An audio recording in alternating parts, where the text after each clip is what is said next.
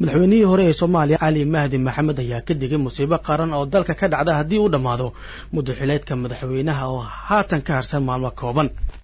isagoo la hadlayay TV-ga Somali Cable Cali Mahdi Maxamed madaxweynihii hore ee Soomaaliya ayaa waxa uu sheegay in qadiyada Soomaaliyeed ay ku sii socoto meel aad u halis badan arintaasina ay sababi karto in laga dhaxlo cawaaqib halis ahi haddii aan waxba laga qaban sababaha arintaasi uga dhawaajiyay madaxweyne Cali Mahdi ayuu ku tilmaamay in ay tahay khilaafka ka jira hanaanka doorashada dalka iyo hadallada xanafta leh ee hawada la isku marinayo xaaladda Soomaaliya maanta meeshay marayso in qadiyadii iyo muxuu ahaa danihii qaranka iyo ummadii Soomaaliyeed danteediba in maanta ay qalqal ku jirto waxa ay muuqataa sida hadda arintu ku socoto haddii ay ku sii socoto in dalku oo meel xun ku dambeey doono mas'uuliyadeedana waxa qaadi doona oo taariikhda ay u geli doontaa dadka maanta madax ka dalka madaxweynaha leh prime minister kale baarlamaanka leh ayaa mas'uuliyadaas qaadi doona waxaan ka xumahay horta dalka sidiisaba waxa u taliya oo madax ka baarlamaanka awoodda dalka waxa uu gacanta ugu jiraa baarlamaanka ay ahayd inay role adag ka qaataan arrimaha maanta socda oo haddii fulintii ay xoogaa isqabteen oo muxuu ahay dariiqii la rabay inay maraan ay mari laayihiin inuu baarlamaanku soo dhaxgalo baarlamaanku uu go'aan qaato ayay ahayd laakiin nasiib darro baarlamaanku waxaad moodaa inuu gabay waajibaadkiisa inuu gabay ayaad moodaa haddii aan u soo noqdo madaxweynuhu waa aabbihii ummadda waa aabbihii qoys guri isagoo aabbow ah lamida asagaa laga rabay u kala tilmaamo howlahooda waxaan maqlow hayaa in la isku haayo wax yar oo qasiida oo hal erayo afka madaxweynaha ka soo baxa kaliya inay xalin karto waxa maanta socdo dhan ayaan aaminsanaa aniga waa guddigan la sheegayo oo loo magacaabay muxuu ahaa doorashada haddii dadkii loolanka kula jiray madaxweynaha hadday ka shakiyeen guddigaas oo yidhaaheen guddigaanu aamin kuma qabno waa bini'aadanoo waa shaki karaan laakiin qofka laga raba inuu saxo waa madaxweynaha waxaa ku filan oo kaliya inuu yidhaah guddiga maad diidantihiin inuu warqaddii uu ku saxiixiyo soo qaado miiska soo saaro oo u yeero madaxda gobollada oo u yeero ra'iisul wasaaraha oo u yeero cid kastay qosoynaysa arrinta nimanka ku jira tartanka ku jira miiskii warqadda la saaro la yidhaah warqaddan waxa aad diidantihiin oo ku jira farta ku fiiqa madaxweyne Cali Mahdi ayaa waxa uu shaaca ka qaaday in doorashada dalka haddii ay noqon weydo mid ku dhacda waqtigeedii ee 8 Febraayo ayna noqoto mid la isku fahmi waayo suurtagal ay tahay in ay dhacdo musiibo qaran iyo Soomaaliya oo kala tagta disaster dhacaya waxa jira dadku hadday wada sinmaan balaaya dhacaysa waa rajaynayaa inaan isla gaarin ilaa heerkaas inaan la isla gaarin waa rajaynayaa madaxweynuhu inuu dib u fikiro aqligiisa dib u fiiriyo oo la taliyaal fiican suubsado inayna meeshaas arrintu gaadino oo xalliyo waxa la isku qabanayo waa wax hal saac laba saac ku dhamaan kara waa wadankaanu hadda kala go'ay waqooyi iyo koonfur u kala go'ay haddii taa la sameeyo waxaan sahlaynaa oo dawladdaanu ay sahlayeen oo mas'uuliyaddeeda qaadan doontaa in gobol dawlad kasta oo meel jooga inuu calal goonigiisa iyo saarto dawladan anigu goonidaydu ahay inay dhacdo ayaa qarka u saaran hadday taas u dhacdana waxaan ka faa'iideynaa qaran Soomaaliyo dambo iyo magac Soomaaliyo dambo maalintaas ugu ekaanaysa nin walba wuxuu ku naqanayaa tuulada uu ka yimid qabiilkiisa waa calan u saaranaya qalankaas oo ku shaqaysanaya qaran Soomaaliyo dambana cid dhisi karaysa oo dambo habeeyada 91 waxaan ka soo maray ana og markii dhibaatadu dhacday diyaaradan ila qaatay ayaan inta qabaa'il oo Soomaaliyo gobolada ay degiina aan gobol u tirsan loo ka soo qabsaday taas ay ka soo bilaabatay in Soomaaliya dib isku soo noqdo haday maanta la kala diro 1830 qabaa'ilada Soomaaliyeed ay ahay jireen iyo meelay ku kala noolaa jireen ay u kala naqanayeen Cali Mahdi Maxamed madaxweynihii hore ee Soomaaliya mar la weydiiyay kulamada siyaasadeed ee lagu qabanayo gudaha magaalada Muqdisho kaasi oo looga soo horjeedo dawladda in ay la macno tahay daandaansi siyaasadeed ayaa ku jawaabay shirarka waxa bilaabay mudullood wuxuu u bilaabay markuu arkay xaaladda wadanku sidoo yahay sida qaranku sidoo yahay sida arintu ku sii socoto haday ku sii socoto waxa ka imaan kara markay fiiriyeen waxay garaawsadeen inay gogol hawiye dhigaan gogol hawiye la dhigay wixii ka soo baxana waxaan u maleynayaa idaacaduhuna waa qaateen waa qaateen dadkuna waa akhristeen dadkii gogolladaas dhiga waxay baadigoobayaan si waddankan oo u badbaadi lahay sida colaad daba ayna u dhicin si dagaal daba waddankan u dhicin in ummadda Soomaaliyeed arrinteeda lagu xalliyo si wada jira si wada rabeena in lagu xalliyo doorashada inayna u naqan fidno dalka kan inay u naqan way waxaan ka hadlayno awiyo ku basine waxay ku soo socotaa gogol Soomaaliyeed ayaan u soconaa waayo Soomaaliya maanta meeshii joogto shalay dagaal ka dhacay 91 sidii loo kala tagay oo loo kala irdhooday gogol iyo la isugu yimid Soomaaliya ku heshiisay oo go'aan ku wada qaadatay oo dawladda ay rabto ay ku wada tilmaamatay ma dhicin gogolaha aad arkaysid waa gogolaha meeshaas u socday gogol colaad lagu abuuraayo dawlad lagu la dagaashayo dawlad lagu nacayo haba yaraatay baahan madaxweyne cali mahdi maxamed ayaa ku celiyay mar kale in ay dhisayaan maamul madax banaan oo uu yeesho gobolka Banaadir mar haddii la keeni waayo xaqa dadka ku nool maamul gobolka oo yeeshay aan rabnaa yani gobolkaanu wuxuu ka mid yahay 18 gobol oo dalka 17 gobol dadkii ku noolaa xuquuqdooda waa qaateen ha u xumaato ha u fiicnaato gobolka Banaadirna waa inuu helaa xuquuqda ay leeyahay waa gobol 3 milyan 4 milyan Soomaali ay ku nooshaa wax dhisahaya hawiye baahan Soomaaliya degan Soomaaliya dhisanaysa gobolka Umar Finish wuxuu ka mid yahay dawladda maanta jirto ka mid yahay oo xubin ka yahay haday wax ogolaahayeen iyagoo wada jiray wax ogolaanayeen haday wax diidayeen iyagoo wada jiray wax diidayeen haday ogolaadaan marxaba waa ka qaadanayna haday diidaan ummadan gobolka ku nool sidii hadda ku jirto ma ku jirayso mana suurtoobis inay ku jirto intaasna waa laga sugayay haday diido oo xuquuqda ay inkirto gobolka Banaadir dadka gobolka jooga waa tashanayaan dawladda Kenya ayaa sheegtay dagaal cir iyo dhul ah ay ku qaadi doonto saldhigyada al-shabaab ee ku yaala gudaha dalka Kenya Maslax Abukar Xaaji ayaa warka inoo soo diray dawladda Kenya ayaa sii xoojinaysa xaqiijinta amniga deegaanada uu ka kooban yahay ismaamulka Mandera iyadoo weerarada al-shabaab ay ka fulinayaan deegaano kala duwan oo halkaasi ku yaala ay sii kordhayeen toddobaadyadii ugu dambeeyay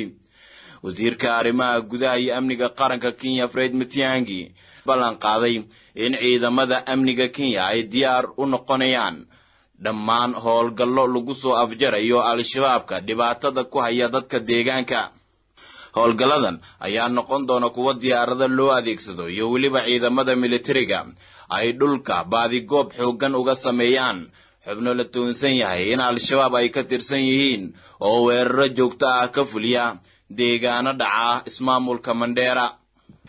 isu socodka gaadiidka Nairobi iyo Mandera ayaa marba marka ka dambaysa waxa uu noqonayaa mid hoos dhac uu ku imaanayo iyadoo aan lagu dhiiran karin isticmaalka wadooyinka qaar oo al-shabaab inay joogaan la rumaysan yahay si joogto ahna ay rasaas ugu furaan baabuurta dadweynaha baabuurta aadaysa Nairobi iyo kuwa ka imaanayaba waxaa loo sameeyay ilaalo gaar ah iyadoona ay jiraan ilaaladaasi in ay gudanayaan waajibaadkooda haddana al-shabaab waxa aysan joojin weerarada ay baabuurta ku sameynayaan gudoomiyaha ismaamulkaasi Cali Rooba ayaa hoosta ka xariiqay in lagama maarmaan ay tahay in dagaal ka dhan ah al-shabaab ay ka wada qayb qaataan bulshada deegaankiisa iyo dawladaba si cabsida jirta loo soo gabagabeeyo Maslax Abukar Xaaji Radio Kulmiye Nairobi madaxweynaha maamulka koonfur galbeed Soomaaliya oo xalay xudur ku hooday ayaa kulamo la qaatay qaar ka mid ah shacabka ku nool magaaladaasi Farxaan Maxamed Xuseen iyadoo maalintii shalay ahayd uu gaaray magaalada Xudur ee xarunta gobolka Bakool madaxweynaha maamulka koonfur galbeed Cabdicasiis Maxamed Xasan Laftagareen ayaa waxa uu kulan la qaatay odayaasha dhaqanka maamulka gobolka kan degmada iyo sidoo kale haweenka ku nool magaaladaasi isagoona kala hadlay xaaladda ka taagan gobolka Bakool gaar ahaan degmooyinka ay godoomiyeen kooxda al-shabaab shacabka iyo mas'uuliyiinta ayaa ka dalbaday madaxweynaha inuu wax ka qabto dhibaatada ka taagan deegaanada maamulka koonfur galbeed gaar ahaan degmooyinka ay godoomiyeen al-shabaab iyagoona sheegay inay u baahan yihiin in loo furo wadooyinka kulamada dhexmaray madaxweynaha iyo qaybaha kala duwan ee bulshada ku dhaqan gobolka Bakool ayaa waxaa inta badan looga hadlay xaaladda iyo dhibaatooyinka muddooyinkii dambe ay cabasho ka muujinayeen shacabka ku dhaqan degmooyinka gobolkaasi Bakool mid ka mid ah odayaasha dhaqanka oo ka hadlay kulanka ayaa waxa uu yiri dhibaatada ku jirta gobolka Bakool na sheegni usuul maarna sarflaniin ku jawaabi ani maarna gobolka dhibaatada uu sheegni masjidirin haatoy mase amniga haatoy mase maaragnaa sidii lanagda kor haatoy owsane oo ballan qaadi masoonooska afgorani ani amnigani waa lagu qobdaw ani jididkani la furaw ani maaragnaa walbadagna socdaayan warkana noo ajiibi sasarablaan haneen dhowaayi sasarablaan soo geekilay kooyata noogiyi ooginoonu kulugna neenka dhaki usoo waabagnaabsana eedaanka mahadyaana waliba hortaba ka kasaanay lang ma aragne uso oo ma aragne madaaslay la dooradi usoo lang alaa masaarna udurniin kooyi gobolka Boqol walbadan ku qobadi walbadan in gargaari walbadan in dadaali masoolajay kabi masangayna dawlad badan ma aragne wal kusheeni masoo mbayl maslahadlay oo nuuna hatu ku sugaan wal al walay dawlad kasta loo kirin dalii dibid banaan ajnabi masoo dawladda federaalka wal al walay lugu fadaan sugan dabrogana isugu qodsadaan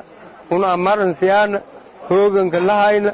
saleeto saalay kalena sababuna jeedinin noo ajiibi dhinaca kale gudoomiyaha degmada Xudur ee xarunta gobolka Bakool Maxamed Macalin Axmed oo isna ka hadlay kulanka dhexmaray madaxweynaha iyo qaybaha kala duwan ee bulshada ayaa waxa uu ka warbixiyay dhibaatooyinka ka taagan gobolka Bakool si hoose waraysidii waraysi hoosaan luweeldadii sidoo macnaha Xudur oo geek xaaladii walaayar macnaha barnaamijyadii culays badan ku jiran saxaabooqday ka kooy armooyna insha Allah maadaama madaxweynaha koonfur galbeed waba ka rajwina ani barnaamijyada wala ku qobdo doona dilaayar madaxweynaha ballan qaaday rantiye madaxweynaha maamulka koonfur galbeed ayaa maalmo ku sugnaan doona magaalada Xudur isagoona kulan la qaadan doona saraakiisha ciidamada dawladda ee ku sugan magaaladaasi sidoo kalena kala hadli doono sidii loo furi lahaa wadooyinka ay xireen kooxda al-shabaab shacabka ku dhaqan degmooyinka Waajid Xudur iyo Ceelbarde iyo deegaano kale ayaa waxay muujinayeen mudooyinkii damacabashooyin ku aadan sidii loo furi lahaa wadooyinka ay xireen al-shabaab xaalad bini'aadanimo ayaa ka taagan deegaanada gobolka Bakool kadib markii ay go'doomiyeen al-shabaab shacabkiina ay ku adkaatay inay helaan adeegyada bulshada al-shabaab ayaa dhowr mar waxay gubeen gaadiid fara badan oo raashin u waday degmooyinkaasi gobolka Bakool waxaana markaasi shacabka soo wajahday dhibaatooyin fara badan siyaasiyiin Kenyan ayaa taliyaha hay'adda Nisaa ee Soomaaliya ku eedeeyay inuu hubeynayo qabiilo Soomaali ah oo ku dhaqan waqooyi bari dalka Kenya si dagaal uga dhaca gudaha dalka Kenya Cabdistar Xaj Cali diblomaasiyiin Kenyan ah ayaa ku eedeeyay dawladda Soomaaliya inay dib u soo cusboonaysiisay ayna horinayso tilaabadii gooni goosadka ah ee nusqarni ka hor ay ka fikirayeen dadka degan waqooyi bari Kenya xilli wali xal waara aan laga gaarin xiisada diblomaasiyadeed ee ka dhex aloosan Soomaaliya iyo Kenya ayaa diblomaasiyiintan oo u waramay warbaahinta maxalliga ee dalkooda waxay cadeeyeen in taliyaha nabad sugidda Soomaaliya uu bilaabay abaabulka shirar ka dhacaya gudaha labada dal kuwa oo lagu yeerayo midnimada qaar ka mid ah beelaha dega waqooyi bari dalka Kenya balse ujeedka laga leeyahay ay ku tilmaameen kala qaybin iyo hubayn beelo gooni ah oo xasilooni darro ka abuura waqooyi bari dalka Kenya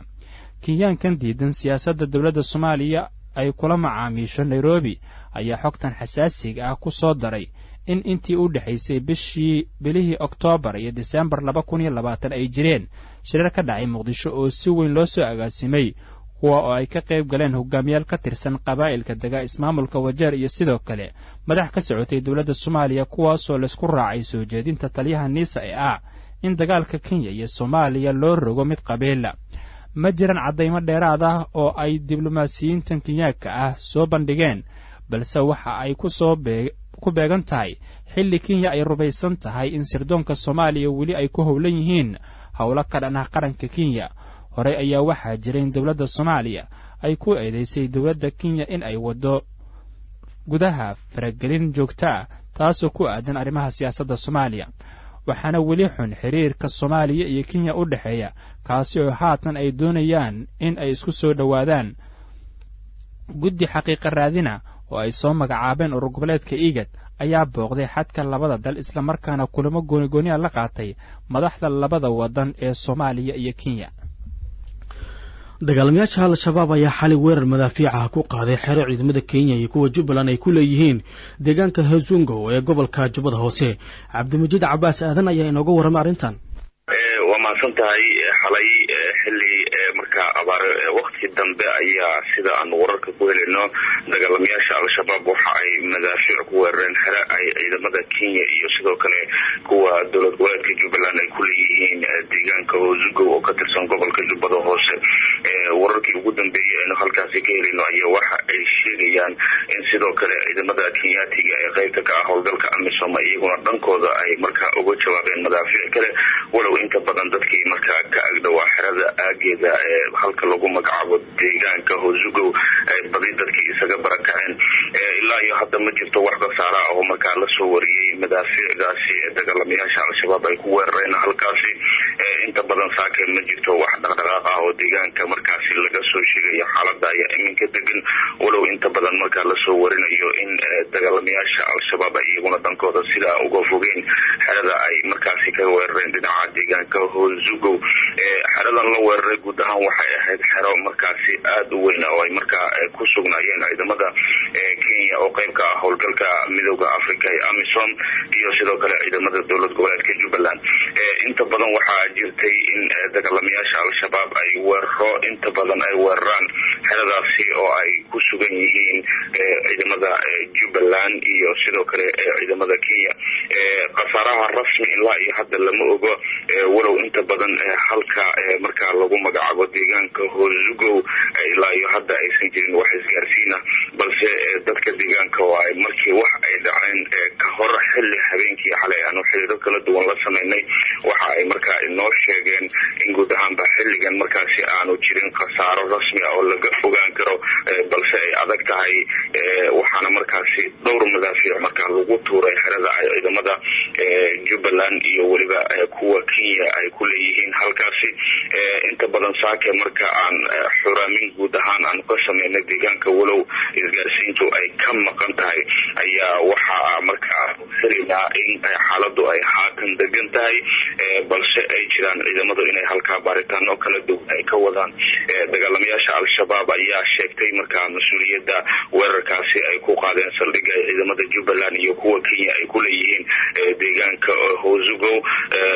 barahooda iyo waliba idaacadooda iyo waxa ay markaasi ku sheegeen in ay markaa weerareen saldhigga ciidamada Jubbaland iyo waliba kuwa ciidamada Kenya ay ku leeyihiin deegaankaasi ma jirto wali si rasmi ah markaa iyaguna qasaaro ay dagaalamayaasha al-shabaab u soo bandhigeen halka ka geysteen balse waxa markaa haatan soconaya baaritaano ay ciidamadu halkaasi ka wadaan waxaana markaa ciidamadu la soo warinaya in ay markaa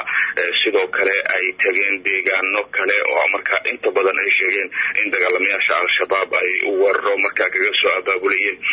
ma jirto mas'uuliyiinta maamulka Jubbaland iyo saraakiisha iyo hay'adaha ammaankaba wax faahfaahin oo arrintan dheeri oo ay ka bixiyeen iyadoo markaa saacadaha soo socda la ogaan doono qasaaraha rasmiga ee halkaasi ka dhashay dhegeystayaal warka subaxnimo wuxuu idinkaga imaanayaa shabakadda wararka kulmiye